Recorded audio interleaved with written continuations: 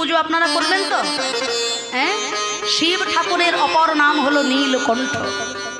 সমুদ্র মন্থনকালে যখন হলাহল বিষ উঠেছিল, সৃষ্টিতত্ত্ব রসাতলে যাচ্ছিল, শিব ঠাকুর ওই হলাহল বিষ পান করেছিলেন। আর তীব্র বিষের এত জ্বালা, তার কণ্ঠটা হয়ে গেছিল নীল, সেই জন্য তার নাম হলো নীলকণ্ঠ। সেই নীলকণ্ঠর সঙ্গে নীলাবতী মহাসতী মা পার্বতী, তার বিবাহই হলো নীল উৎসব। যখন মহাসতী প্রাণ ত্যাগ করলেন দক্ষ যজ্ঞের শেষে, তারপরে নীলোধ্বজ রাজার ঘরে তার জন্ম হয়েছিল নীলাবতী নামে। সেই মাতা নীলাবতীর সঙ্গে নীলকণ্ঠ শিবের বিবাহই হলো নীল উৎসব, নীল পুজো।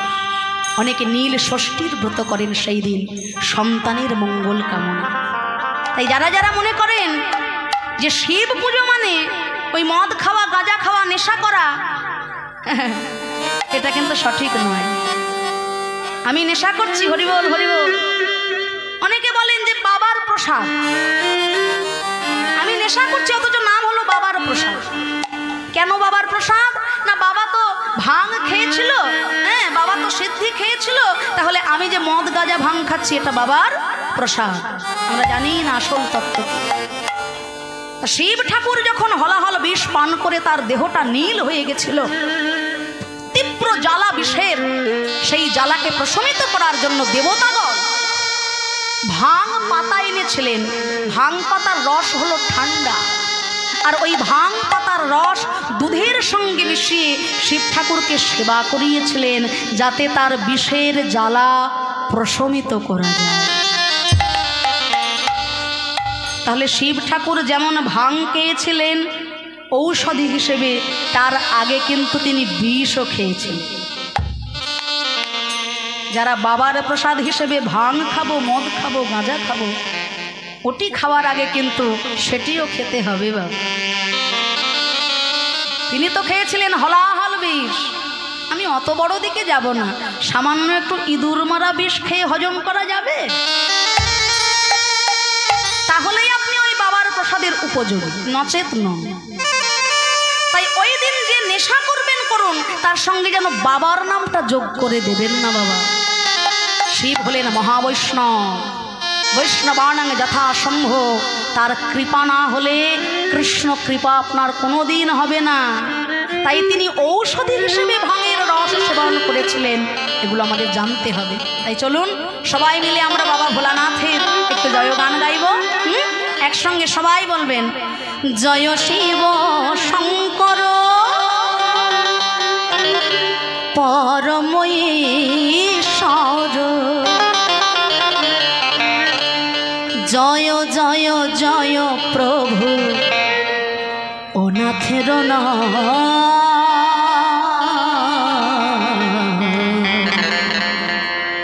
তুমি যে আমার প্রভু, তুমি যে আমার বাবা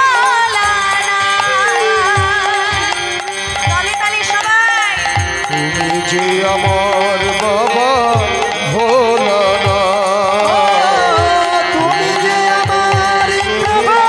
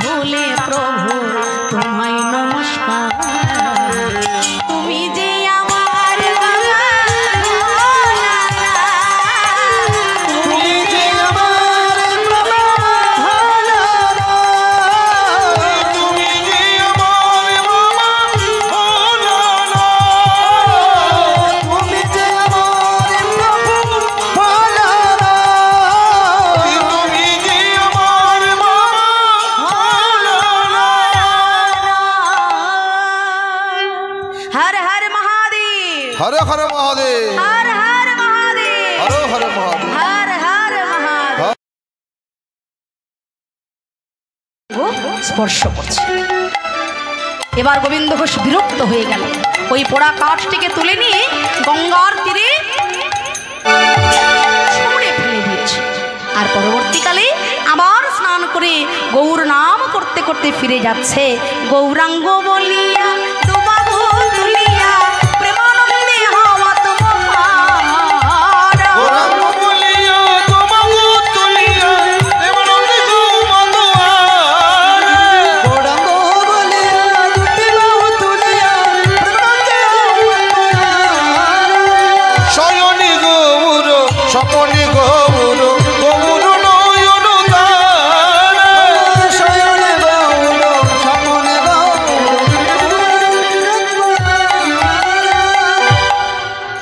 সারা রাত গৌর নাম জপ করতে করতে নিদ্রায় মগ্ন হলো গোবিন্দ ঘোষ। ব্রহ্ম মুহূর্তে প্রেমের ঠাকুর গৌরাঙ্গ সুন্দর স্বপ্নের মধ্যে দর্শন দিলেন ভক্ত গোবিন্দ ঘোষ। গোবিন্দ, আমারই আজ্ঞা অনুযায়ী আগামী প্রত্যুষে উঠে ওই পোড়া কাঠ তুমি তোমার ভজন কুটিরে অতি যত্ন সহকারে আনয়ন করো। ঘুম ভেঙে গেল গোবিন্দ ঘোষের। মনে মনে মনে মনে চিন্তা করছে যে আমার চৈতন্য মহাপ্রভু আমাকে আদেশ করেছেন ওই পোড়া কাঠটিকে আনার জন্য, আমি এক্ষুনি যাব। পরের দিন প্রভাতে উঠে গোবিন্দ ঘোষ ওই পোড়া কাঠ আনবার জন্য যেই না চলেছেন সুরধ্বনি গঙ্গা বক্ষে, দেখতে পেলেন ওই পোড়া কাঠ একটি কালো পাথর হয়ে গেছে। বুঝতে পারল না গোবিন্দ ঘোষ ঘটনাটা কেমন ঘটল। গতকাল যে পোড়া কাঠ আমি নিজের হাতে ছুঁড়ে ফেলে দিয়েছিলাম গঙ্গার তীরে, সেই পোড়া কাঠ একটা কালো পাথর হয়ে গেল কেমন ভাবে। গোবিন্দ ঘোষ বুঝতে পারল না। পাথরটাকে যত্ন করে রেখে দিল। একদিন সময় এলো, প্রেমের ঠাকুর গৌর হরি ভক্তগণ সঙ্গে নিয়ে সেই অগ্রদ্বীপের পথেই নৃত্য করতে করতে সকল ভক্ত সঙ্গে উপস্থিত হয়েছেন। নাচে রে আমার শ্রী গৌরাঙ্গ রায়, নাচি রে আমার শ্রী গৌরাঙ্গ রায়, নাচি রে আমার শ্রী গৌরাঙ্গ রায়, নাচি রে আমার শ্রী গৌরাঙ্গ রায়, নাচে রে আমার শ্রী গৌরাঙ্গ রায়। ওই ভক্তগণ, আহা ভক্তগণ সঙ্গে গৌর করি গুণগান, ভক্তগণ সঙ্গে গৌর হরি গুণ গায়, ভক্তগণ সঙ্গে গৌর হরি গুণ গায়, ভক্তগণ সঙ্গে গৌর হরি গুণ গায়, ভক্তগণ সঙ্গে গৌর হরি গুণ গায়। নাচে রে আমার শ্রী গৌরাঙ্গ রায়, নাচে রে আমার শ্রী গৌরাঙ্গ রায়, নাচে রে আমার শ্রী গৌরাঙ্গ রায়, নাচে রে আমার শ্রী গৌরাঙ্গ রায়। চৌদিশে ভক্তগণ হরি হরি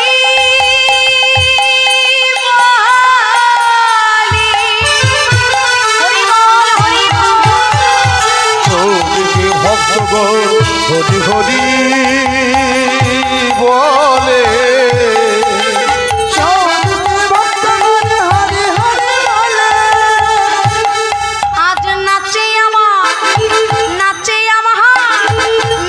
আমার সোনার গোড়া দুটি বাহু নাচে রে আমার শ্রী গৌরাঙ্গ রায়, নাচে রে আমার শ্রী গৌরাঙ্গ রায়, নাচে রে আমার শ্রী গৌরাঙ্গ রায়, নাচে রে আমার শ্রী গৌরাঙ্গ রায়। সোনার গোড়া নাচে গো, সোনার গোড়া নাচে গো, সোনার গোড়া নাচে গো, আমার সোনার গোড়া নাচে গো, প্রদীপের পথে পথে সোনার গোড়া নাচে, অগ্রদীপের পথে পথে সোনার গোড়া নাচে গো, হরি হরি হরি পথে পথে সোনার গোড়া নাচে গো, আরে অগ্রদীপের ঘরে ঘরে সোনার গোড়া নাচে গো, অগ্রদীপের ঘরে ঘরে সোনার গোড়া নাচে গো, অগ্রদীপের পথে পথে হরি হরি হরি হরি অগ্রদীপের পথে পথে হরি হরি হরি হরি অগ্রদীপের পথে পথে হরি হরি হরি হরি অগ্রদীপের পথে পথে হরি হরি হরি হরি অগ্রদীপের পথে পথে হরি হরি হরি হরি অগ্রদীপের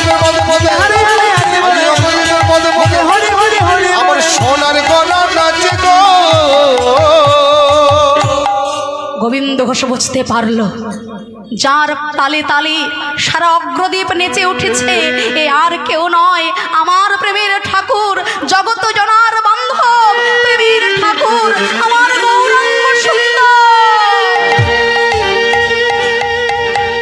গোবিন্দ ঘোষ লুটিয়ে পড়ল চরণ কমলে,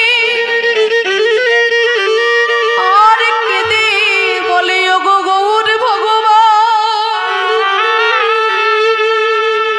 অভাগা গোবিন্দ ঘোষকে করুণা করার জন্য আবার তুমি এসেছো এই অগ্রদ্বীপের মাটিতে। তব চরণ স্পর্শে ধন্য হলো অগ্রদ্বীপের মাটি,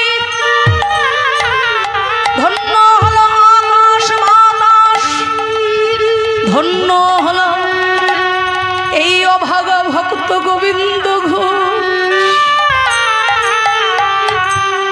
প্রভু, প্রভু তুমি জানো না কি আশ্চর্য ঘটনা ঘটেছে আমার সঙ্গে, তুমি জানো না? যাকে যাকে পোড়া কাঠ বলে আমি একদিন ছুঁড়ে ফেলে দিয়েছিলাম, পরের দিন তোমার আদেশ শিরোধার্য করে তাকে ঘরে আনতে গিয়ে দেখলাম ওই পোড়া কাঠ রাতারাতি একটা কালো পাথর হয়ে গেল। গোবিন্দ, যাকে তুমি কালো পাথর বললে ওটি হলো আসলে কৃষ্ণ শিলা। এই কৃষ্ণ শিলা দিয়ে শ্রীধাম অগ্রদ্বীপে তৈরি হবে স্বয়ং গোপীনাথ বিগ্রহ।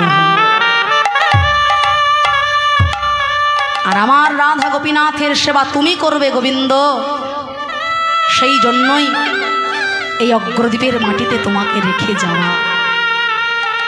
পরের দিন প্রভাতে স্বয়ং বিশ্বকর্মা এক মহাবৈষ্ণব রূপ ধারণ করে সেই কৃষ্ণ শিলা দিয়ে তৈরি করলেন অগ্রদ্বীপে গোপীনাথ বিগ্রহ। বামে দেওয়া হলো সুন্দর রাধারানী। সকল অগ্রদ্বীপবাসী ওই রাধা গোপীনাথ দর্শন করে হলো আনন্দে আত্মহারা। আর আমার প্রেমের ঠাকুর গৌর হরি বললেন, হে গোবিন্দ ঘোষ, আমার এই গোপীনাথ বড় সাধনার ধন, বড় ভজনার ধন, আমার বড় হৃদয়ের ধন। আর যাই করো না কেন, আমার এই রাধা গোপীনাথ যেন কোনো দিনও সেবায় বঞ্চিত করো না।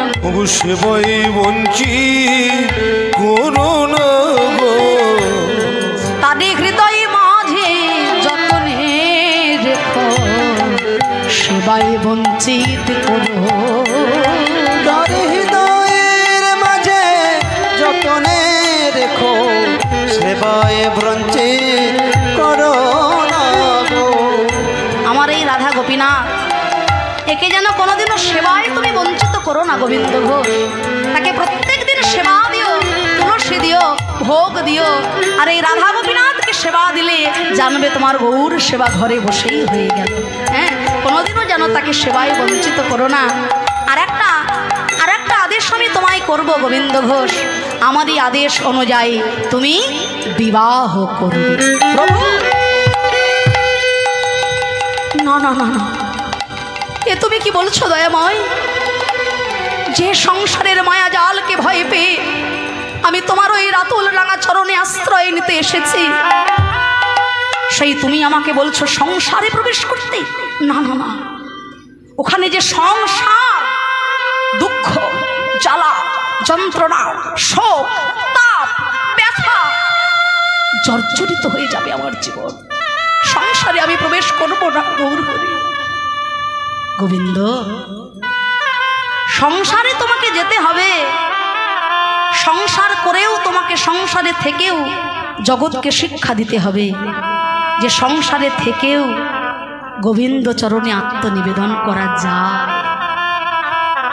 সংসারটাকে ভয় পেলে চলবে না বাবা। বড় বড় মনীষীগণ, বড় বড় মহান ব্যক্তিরা, তারা যে জগতের বুকে এসেছে এই সংসার থেকেই তো তারা এসেছে বাবা। হ্যাঁ, সংসারটাকে আমরা অনেকে খারাপ ভাবি, তাই না মা? আপনার পাশে একজন সাধু বসে আছেন, আর অপর প্রান্তে বসে আছেন একজন সংসারী মানুষ। আপনি কি ভাববেন? যে সংসারী মানুষটাকে বাদ দিয়ে সাধুটাকে প্রণাম করলে আমার হয়তো বেশি পুণ্য হবে, কি বাবা, তাই না?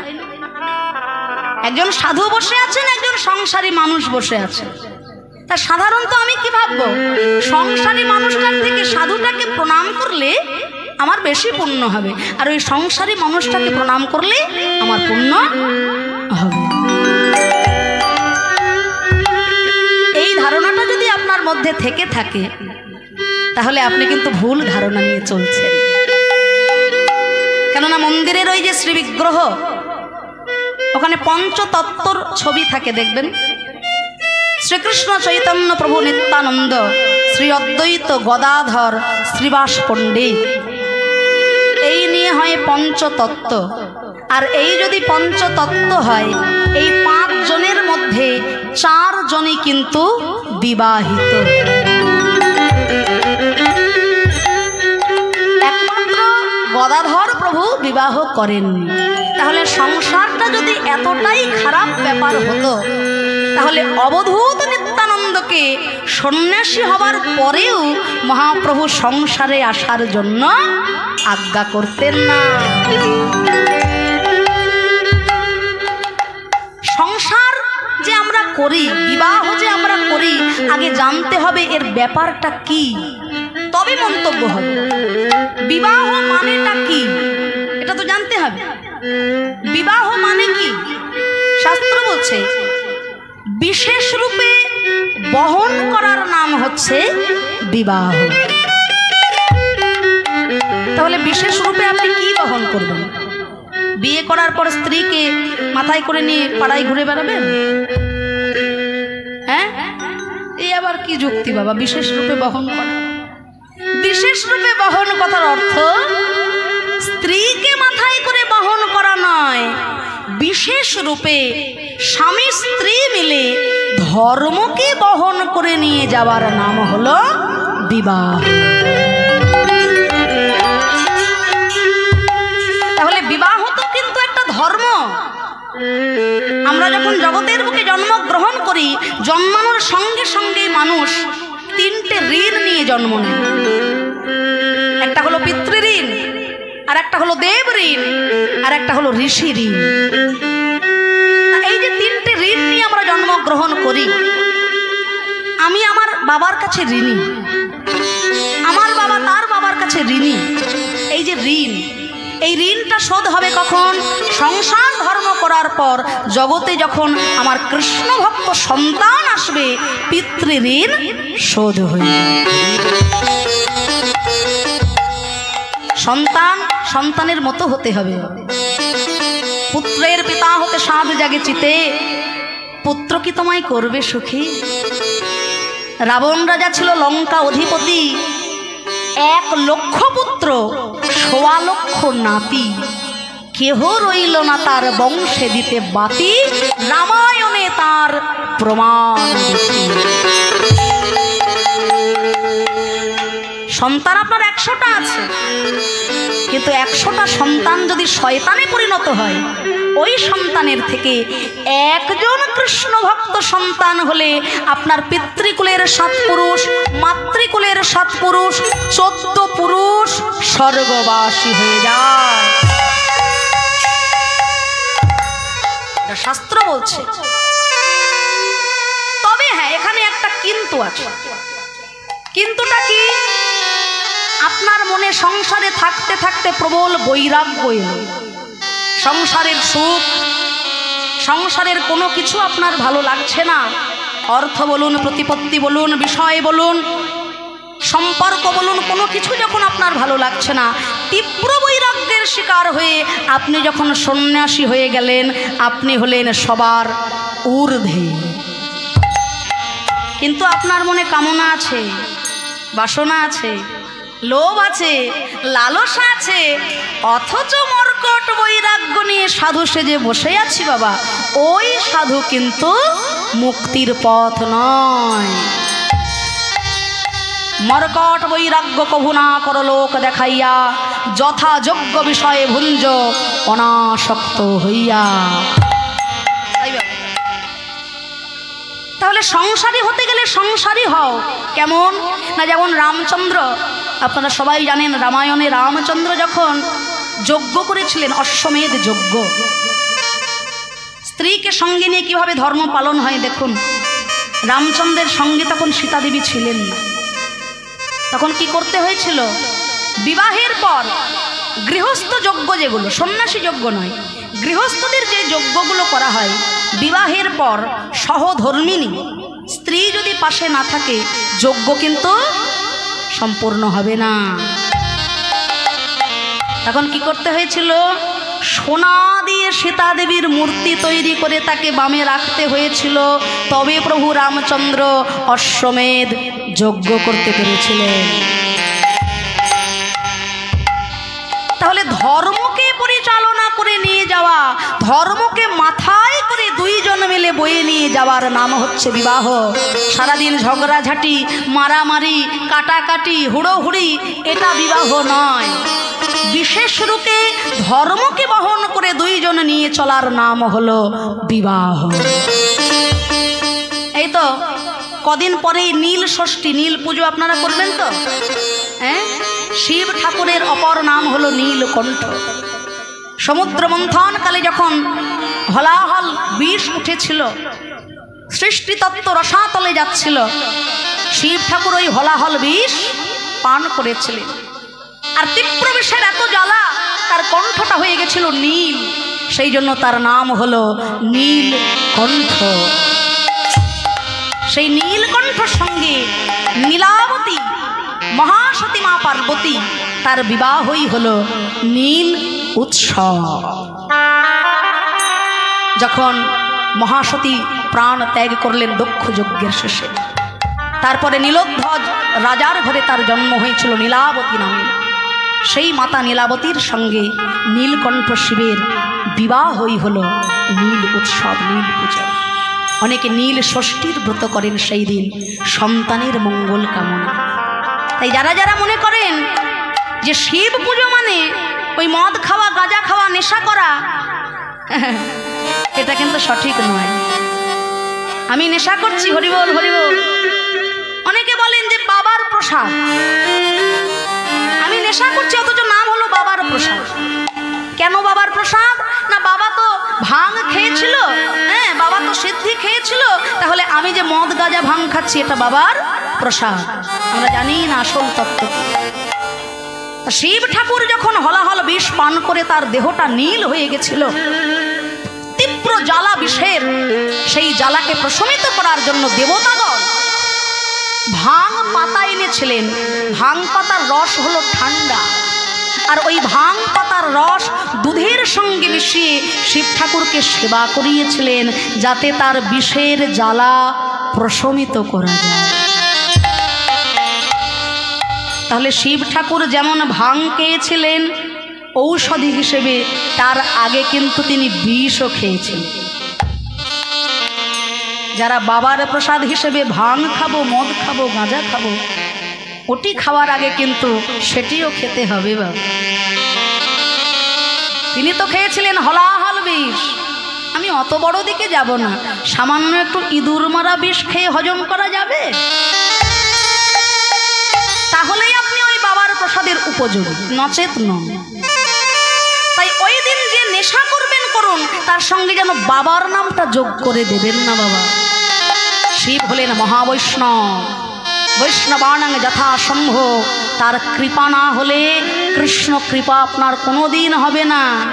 তাই তিনি ঔষধি হিসেবে ভাঙের রস সেবন করেছিলেন, এগুলো আমাদের জানতে হবে। তাই চলুন সবাই মিলে আমরা বাবা ভোলানাথের একটু জয়গান গাইব। একসঙ্গে সবাই বলবেন, জয় শিব শঙ্কর পরমেশ্বর,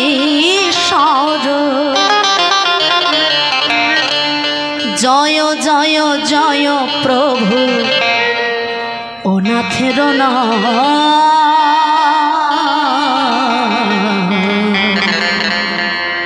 তুমি যে আমার প্রভু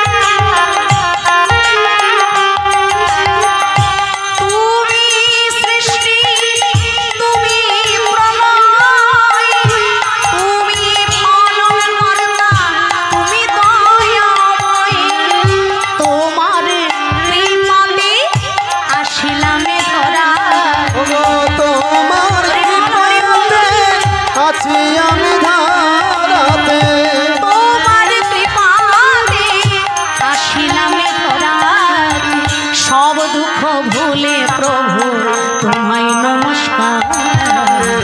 তুমি যে আমার বাবা,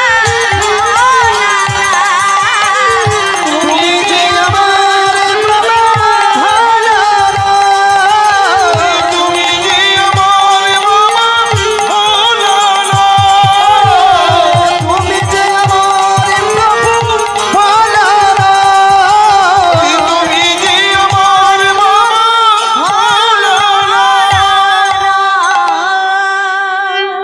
হর হর মহাদেব, হরে হরে মহাদেব, হর হর মহাদেব, হরে হরে মহাদেব, হর হর মহাদেব। হরে হরে মহাদেব। এই মহাপ্রভুর ইচ্ছায় গোবিন্দ ঘোষেরও একদিন বিবাহ হলো। শুভ দিনে শুভক্ষণে গোবিন্দ ঘোষের বিবাহ হলো। কতই না আনন্দ সংসারে। সেই সংসার আলো করে জন্মগ্রহণ করলেন একজন কৃষ্ণ ভক্ত পুত্র সন্তান। কিন্তু ভগবান বারে বারে বলেছে, যে করে আমার আশ আমি তার করি সর্বনাশ। তবু যদি না ছাড়ে আমার পাশ, আমি হই তার দাসের অনুরাগ। যে ওই চরণ দুটো আঁকড়ে ধরে বেঁচে থাকতে চায়, বারে বারে পরীক্ষার সম্মুখিত তাদেরই হতে হয় বাবা, তাই না? পরীক্ষা কাদের হয়? যারা সারাটা বছর ধরে পড়াশোনা করে তাদেরই তো। হ্যাঁ, যারা পড়ালেখার ধার ধারে না, কোনোদিন স্কুলে যায় না, কলেজে যায় না, বই খাতা নিয়ে বসে না, পরীক্ষা কি তাদের দিতে হয়? তাদের পড়াশোনার কোনো টেনশন থাকে না। কিন্তু যারা দিন রাত এক করে পড়াশোনা করে, বছরের শেষে গিয়ে পরীক্ষা কিন্তু তাদেরই দিতে হয়। তাই এই ভক্তির রাজত্বে ওই চরণ দুটো যারা আশ্রয় করে আঁকড়ে ধরে বেঁচে থাকতে চায়, পদে পদে তাদেরই পরীক্ষা দিতে হয়।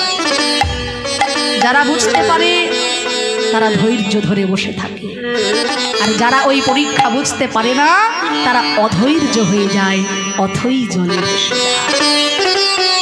এই দেখুন এবার কেমন পরীক্ষা।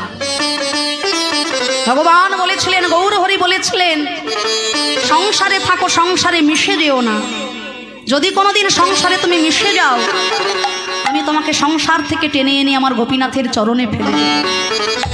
কিন্তু গোবিন্দ ঘোষ সংসার পেয়েছে, পুত্র পেয়েছে। এ জগতে পুত্রের ভালোবাসার উপরে কি কিছু আছে? হ্যাঁ, ছেলের মুখ দেখে বাবা কি আর কিছু মনে রাখতে পারে? ভুলে গেল গোবিন্দ ঘোষ। ওই গোপীনাথের সেবা পুজোরও ধীরে ধীরে ত্রুটি হচ্ছে। 4 বেলার পুজো 3 বেলায় নেমে এসেছে। কেন না, ঘরে তার একটা পুত্র সন্তান আছে। পুত্র স্নেহে ব্যাকুল হয়েছে গোবিন্দ ঘোষ। গোপীনাথ চিন্তা করলেন, এই গোবিন্দ ঘোষকে দিয়ে আমি নতুন লীলা প্রকাশ করব। তাই ছেলের বয়স মাত্র 5 বছর। এমতো অবস্থায় একদিন গোবিন্দ ঘোষের স্ত্রীর মৃত্যু হয়ে গেল।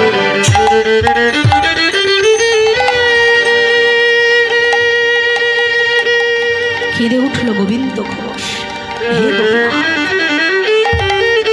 এই জগতে সবাই বলে তুমি যা করো মঙ্গলের তরে, তবে একটা 5 বছরের ছেলে মা হারা হয়ে কাঁদছে, এ তোমার কেমন মঙ্গল? গোপীনাথের কাছে এত শত কথা বলতে বলতে গোবিন্দ ঘোষ দেখতে পেল ওই পাথরের দেবতা গোপীনাথের নয়ন হতে বিন্দু বিন্দু অশ্রু বিগলিত হচ্ছে। গোবিন্দ ঘোষ ভাবলো, আমি কার কাছে বলবো দুঃখের কথা? যার জন্য বিশ্ব কাঁদে, ব্রহ্মাণ্ড কাঁদে, সে আজকে আমার দুঃখে কাঁদছে। তাই ওর কাছে আমি আর দুঃখ কি জানাবো? তবে একটা জিনিস আমি জানালাম, আমার ঘরের দুঃখে যখন আজ ওই গোপীনাথ কেঁদেছে, আজ থেকে ওই গোপীনাথকে আমি পুত্র জ্ঞানে সেবা দেব, সেবা দেব, পুত্র জ্ঞানে সেবা দিব, সেবা দিব,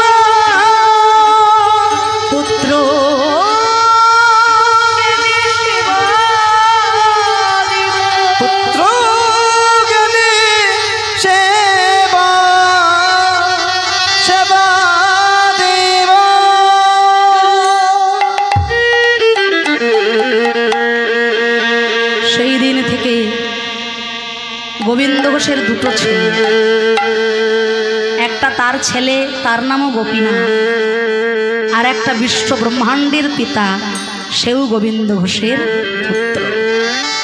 দুই পুত্রকে নিয়ে সুখে দুঃখে দিন কাটে। পরীক্ষা আবার শুরু হলো। আর সেই পরীক্ষাটা কেমন? গোবিন্দ ঘোষ বেরিয়েছে ভিক্ষায়, আর ঠিক সেই মুহূর্তে গোপীনাথের পদতলে গোবিন্দ ঘোষের ওই ছোট্ট শিশুপুত্র গোপীনাথের ইচ্ছা অনুযায়ী ওই দিন মৃত্যু বরণ করল।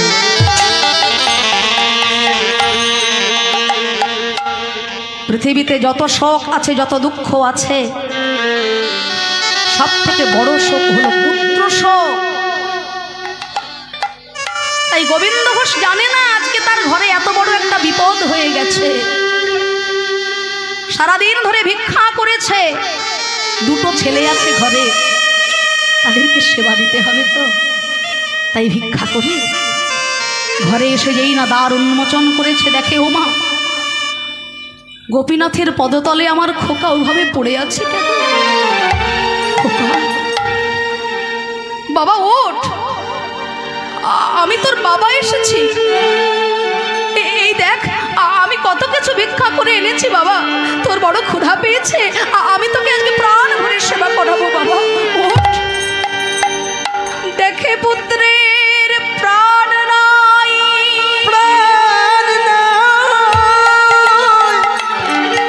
মৃত পুত্র পড়ে আছে চরণ তলে, চরণ তলে। হা গোপীনাথ, প্রাণ গোপীনাথ বলে অঝোর নয়নে ক্রন্দন করছে গোবিন্দ ঘোষ। বাবা ওঠ, কথা বল বাবা, ওভাবে কেন পড়ে আছিস? কথা বল, ওঠ বাবা, কথা বল। পুত্র কোলে করি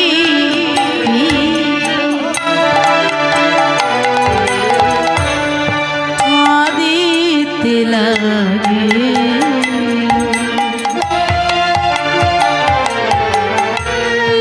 কোথা গেল মম পুত্র, বলো প্রভু বলো।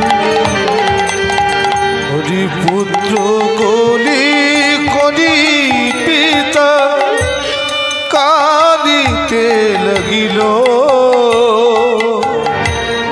কোথা গেল মম পুত্র, বলো প্রভু বলো। পুত্র কোলে করি পিতা,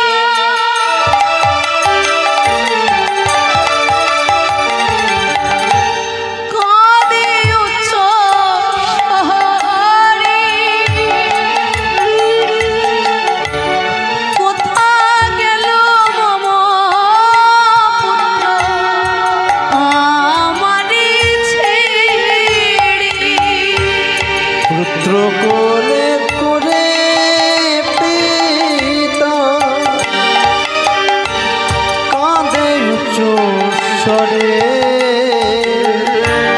কোথা গেল মম পুত্র, বলো ওই সে রে গোপীনাথ, সবাই বলে এ জগতে তুমি যা করো সব নাকি মঙ্গলের তরে। সবাই বলে তুমি নাকি ভক্তের ভগবান, সবাই বলে তুমি নাকি কাঙালের ঠাকুর। কে বলে, কে বলে তুমি কাঙালের ঠাকুর? কে বলে তুমি ভক্তের ভগবান? তুমি যদি ভক্তের ভগবান হবে, তুমি যদি কাঙালের ঠাকুর হবে, তাহলে আমার অন্ধের জ্যোষ্ঠী, আমার নয়ন মনি আমায় ছেড়ে গেল, তুমি তাকে রক্ষা করতে পারলে না গোপীনাথ। এ জগতে কোনো বাবা কি পারে তার মরা ছেলেকে কোলে নিয়ে কাঁদতে? তাই যে পাথরের দেবতা গোপীনাথের পুজো করে আমার স্ত্রী গেছে, পুত্র গেছে, শান্তি গেছে, সেই পাথরের দেবতা গোপীনাথের পুজো এই গোবিন্দ ঘোষ আর কোনোদিনও করবে না, করবে না, করবে না। বড় অভিমান হলো সংসার তো আমি চাইনি, তুমি দিয়েছ, দিলে কি আমায় দুঃখের সাগরে ভাসানোর জন্য? অভিমান হলো গোবিন্দ ঘোষের। গ্রামবাসীর সাহায্যে যে ছেলের মুখে বাবা বলা ডাক শুনেছিল, সেই ছেলের মুখে আগুন জ্বেলে দিল গোবিন্দ ঘোষ। একদিন, দুদিন, 3 দিন হয়ে গেল, গোপীনাথের সেবা হলো না।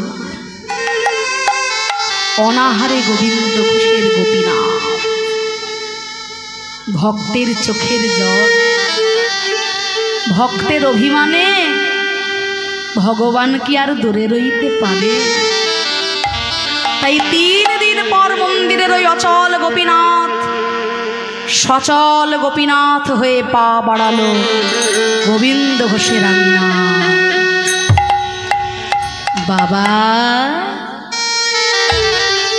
ও বাবা, বাবা, কে ডাকছে? আমি যে নিজের হাতে আমার ছেলের মুখে আগুন জ্বেলে দিয়েছি, তবে আমায় বাবা বলে কে ডাকলো? বাবা, বিশ্ব ব্রহ্মাণ্ডের কাছে আমি পিতা, আর তোমার মতো ভক্তের কাছে আমি পুত্র, স্বয়ং গোপীনাথ।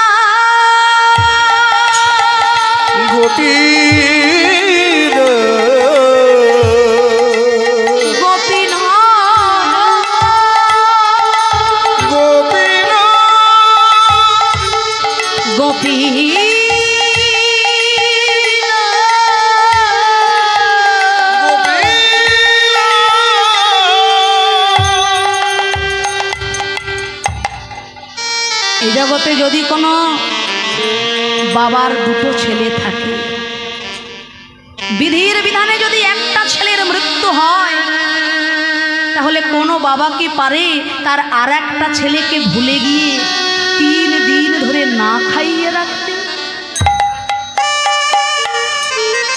আমিও যে তোমার ছেলে, 3 দিন ধরে আমায় কিছু খেতে দাওনি বাবা, আমার বড় ক্ষুধা পেয়েছে, কিছু খেতে দাও, আমি সেই জন্য এসেছি বাবা।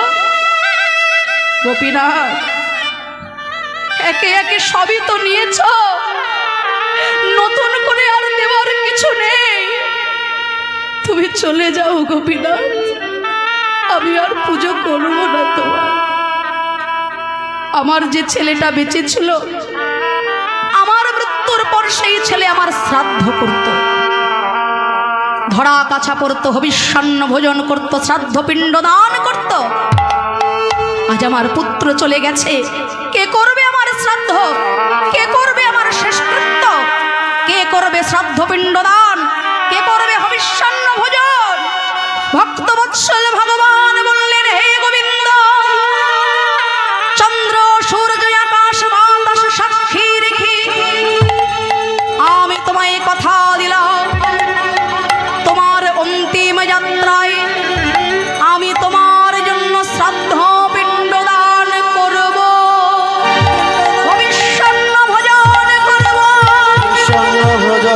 করব, ধরা কাছা পরিধান করব,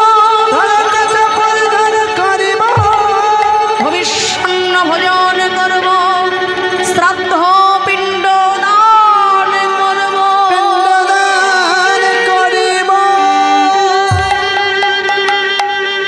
সত্যি তাই হলো। গোবিন্দ ঘোষের একদিন দেহান্ত হয়ে গেল, তার জাগতিক কর্ম শেষ হয়ে গেল, কিন্তু গোপীনাথের কর্ম আজও শেষ হয়নি বাবা। এই লীলাটা এই জন্যই আস্বাদন হলো। এই চৈত্র মাস জুড়ে আপনারা শ্রীধাম অগ্রদ্বীপে গেলে দেখতে পাবেন এখনো পর্যন্ত গোপীনাথ এই লীলার সাক্ষী দেওয়ার জন্য ধরা কাছা পরে ভক্ত গোবিন্দ ঘোষের জন্য শ্রাদ্ধ ক্রিয়া করেন, হবিষ্যান্ন ভোজন করেন। নিতাই জয় গৌর হরি হরি বল। যারা যারা যাননি অগ্রদ্বীপের মাটিতে গিয়ে সাক্ষাৎ লীলা দর্শন করে আসবেন।